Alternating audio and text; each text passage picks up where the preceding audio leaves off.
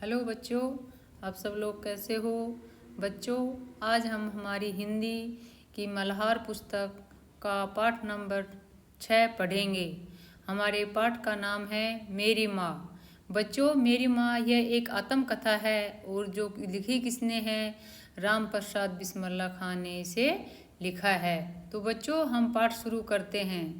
श्री राम प्रसाद बिस्मिल्लाह खान बड़े होनहार नौजवान थे, गजब के शायर थे, देखने में बहुत ही सुंदर थे। तो बच्चों, ये जो राम प्रसाद बिस्मिल्लाह खां है, उनके बारे में बताया है कि वह एक बहुत ही बड़े होनहार नौजवान थे, गजब के शायर भी थे और देखने में भी बहुत सुंदर थे, योग्य बहुत थे।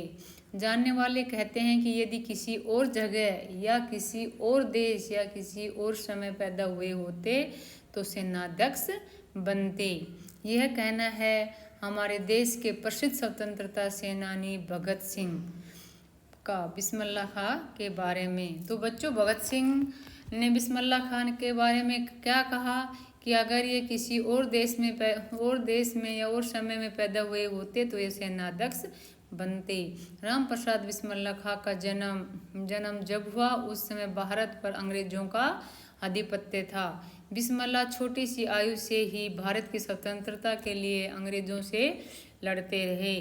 अंग्रेजों ने उन्हें जेल भेजा और फांसी की सजा दे दी। जेल में भी उन्होंने अंग्रेजों के अनेक अत्याचार सहे। जेल में रहते रहते ही उन्होंने चोरी छिपे अपनी आत्मकथा लिखी और अंग्रेजों से बचते बचाते जेल से बाहर भेजते रहे। उनके साथियों ने उसे प्रकाशित भी करवा दिया। इसका नाम रखा गया निज जीवन की एक छटा। इस पुस्तक ने अंग्रेजों के होश उड़ा दिए। लोगों में अंग्रेजों के विरुद्ध क्रोध और बढ़ गया। इस तरह आत्मकथा के कारण अंग्रेज बिस्मिल्लाह खां को फांसी देने के बाद भी उन्हें हरा न सके। इस आत्मकथा के माध्यम से आज भी बिस्मिल्लाह खां हमारे मस्तिष्क में जीवित हैं। आज भी है आत्मकथा लोगों को प्रेरित करती है। क्या आप भी उनकी आत्मकथा को पढ़ना चाहते हैं क्या? हाँ, तो ये प्रस्तुत है उसकी आत्मकथा का एक अंश। तो बच्चों, ये मेरी माँ है, ये तो उनकी आत्मकथा का सिर्फ एक अंश है। लखनऊ कांग्रेस में जाने के लिए मेरी बड़ी इच्छा थी। ये कौन कह रहा है? ये राम प्रसाद बिस्मिल्लाह खां कह रहे हैं। बड़ी इच्छा थी। दादाजी और पिताजी तो विरोध करते रहे, किंतु माताजी ने मुझे खर्च दे ही दिया। उसी समय शाहजहाँपुर में सेवा समिति का आरंभ हुआ था। मैं बड़े उत्साह के साथ सेवा समिति में सहयोग देता था। पिताजी और दादाजी को मेरे इस प्रकार के कार्य अच्छे न लगते थे, किंतु माताजी मेरा उत्साह भंग न होने देती थी, जिसके कारण उन्हें अक्सर पिताजी की डांट फटकार तथा दंड सहन करना पड़ता था। तो जो राम प्रसाद बिस्मिल्लाह खां है वो बता रहे हैं कि मेरी माताजी मेरा उत्साह कभी भंग न होने देती थी, वो हमेशा मेरा उत्साह बढ़ाती थी और जिसके कारण अक्सर पिताजी उनको डांट फटकारते तथा उन्हें दंड सहन करना पड़ता था। वास्तव में मेरी माताजी देवी हैं।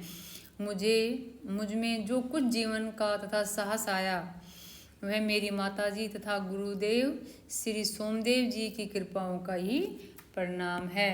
तो बच्चों, ये बिस्मिल्लाह खां बता रहे हैं कि उनके जीवन में जितने भी जो भी बदलाव हुआ वो उनकी माताजी और उनके गुरुदेव कौन थे? सोमदेव जी की कृपाओं का ही परिणाम है। दादाजी और पिताजी मेरे विवाह के लिए बहुत अनुरोध करते, किंतु माताजी यही कहती कि शिक्षा पा चुकने के बाद ही विवाह करना उचित होगा।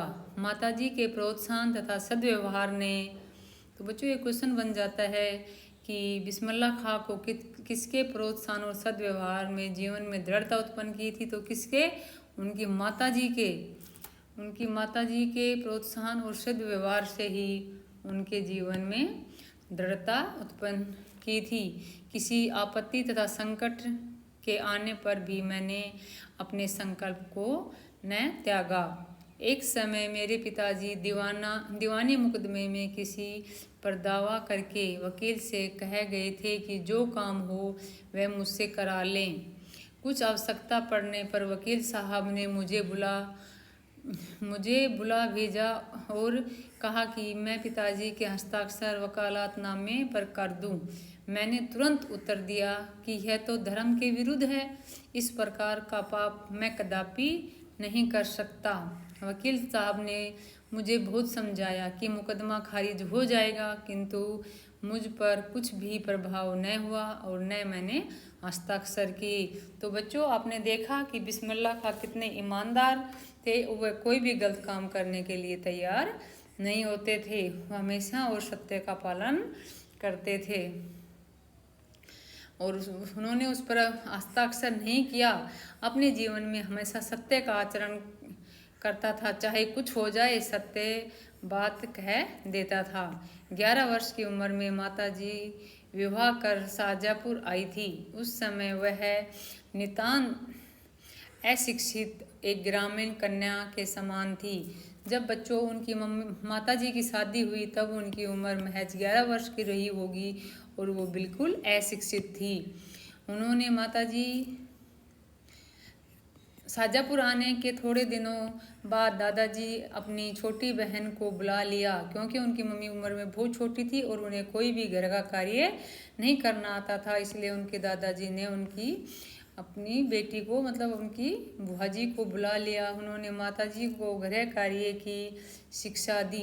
थोड़े दिनों में माताजी ने घर के सब कामकाज को समझ लिया और भोजन आदि का ठीक ठीक प्रबंध करने लगी।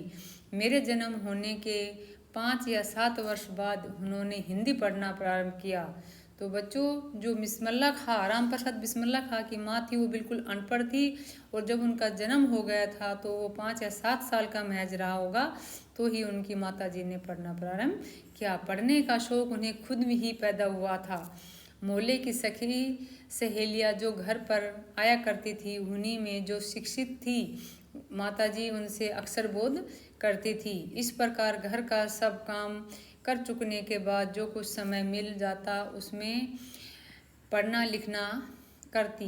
परिश्रम के फल से थोड़े दिनों में ही वे देवनागरी पुस्तकों का अध्ययन करने लगी थी। तो बच्चों, हमारी जो हिंदी, संस्कृत ये भाषाएं, ये भी कौन सी लिपि में लिखी हुई हैं? ये देवनागरी लिपि में ही लिखी हुई हैं। जब से मैंने आर्य समाज में प्रवेश किया, माताजी से खूब वार्तालाप होता। उस समय ही अपेक्षा अब उनके विचार भी कुछ उदार हो गए हैं। यदि मुझे ऐसी माता न मिलती तो मैं भी अति असाधारण मनुष्य की भांति संसार के चक्कर में फंसकर जीवन निर्वाह करता। तो बच्चों, इसमें बिस्मिल्लाह खां बता रहे हैं कि अगर मेरे को भी मेरी माताजी मतलब से इतनी अच्छी चीज़ें नहीं मिलती, मेरी माताजी पढ़ती नहीं और मुझे अच्छे रास्ते पर नहीं चलाती, तो मैं भी एक साधारण पुरुष की भांति ही संसार चक्कर में फंसकर अपना जीवन निर्वाह कर रहा होता, इतना बड़ा क्रांतिकारी नहीं बनता। शिक्षा आदि के अतिरिक्त क्रांतिकारी जीवन में भी उन्होंने मेरी वैसी ही सहायता की जैसी मेजनी को उनकी माता ने की थी। माताजी का सबसे बड़ा आदेश मेरे लिए यही था कि किसी प्राण हानि न हो। तो उनकी माताजी उनको क्या कहती थी? कभी भी किसी प्राणी की हानि न हो, ये उनकी माताजी का आदेश था। उनका कहना था कि शत्रु को भी कभी प्राणदंड न देना।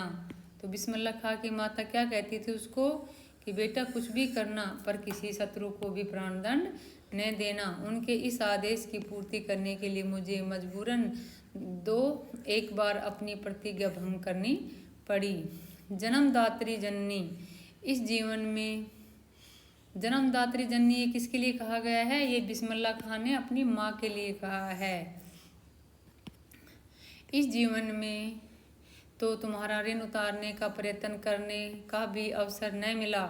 इस जन्म में तो क्या, यदि मैं अनेक जन्मों में भी सारे जीवन प्रयत्न करूं तो भी तुमसे ऋण नहीं हो सकता। ऋण मतलब उसका ऋण उतार देना। जिस प्रेम तथा दृढ़ता के साथ तुमने इस तुच्छ जीवन का सुधार किया वह अवर्णनीय है। अवर्णनीय क्या होता बच्चों? अवर्णनीय होता है, जिसका वर्णन नहीं किया जा सकता, बहुत ही मूल्यवान होता है वो। मुझे जीवन की प्रत्येक घटना का स्मरण है कि तुमने जिस प्रकार अपनी देववाणी का उपदेश करके मेरा सुधार किया है। तुम्हारी दया से ही मैं देश सेवा में संलग्न हो सका। धार्मिक जीवन में भी तुम्हारे ही प्रोत्साहन ने सहायता दी। जो कुछ शिक्षा मैंने ग्रहण की उसका ही श्रेय तुम्ही को है।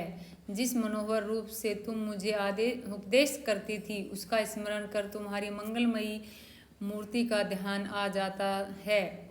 मैं मस्तक झुक जाता है, ध्यान आ जाता है और मस्तक झुक जाता है। तुम्हें यदि मुझे ताड़ना भी देती हुई तो बड़े स्नेह से हर बात को समझा दिया। यदि मैंने दृष्टतापूर्ण उत्तर दिया तब तुम प्रेम भरे शब्दों से यही कहा कि तुम्हें जो अच्छा लगे वही करो, किंतु ऐसा करना ठीक नहीं है, उसका परिणाम अच्छा न होगा। जीवनदात्री, तुमने इस शरीर को जन्म देकर केवल पालन पोषण ही नहीं किया बल्कि आध्यात्मिक, धार्मिक तथा सामाजिक उन्नति में भी मेरा सदैव सहायक रही। जन्म जन्मांतर परमात्मा ऐसी ही माता दे। जैसे कौन कह रहा है बच्चों? ये बिस्मिल्लाह खां कह रहा है। महान से महान संकट में भी तुमने मुझे अधीर नहीं होने दिया। सदैव अपनी प्रेम भरी वाणी से को सुनाते हुए मुझे सांत्वना देती रही।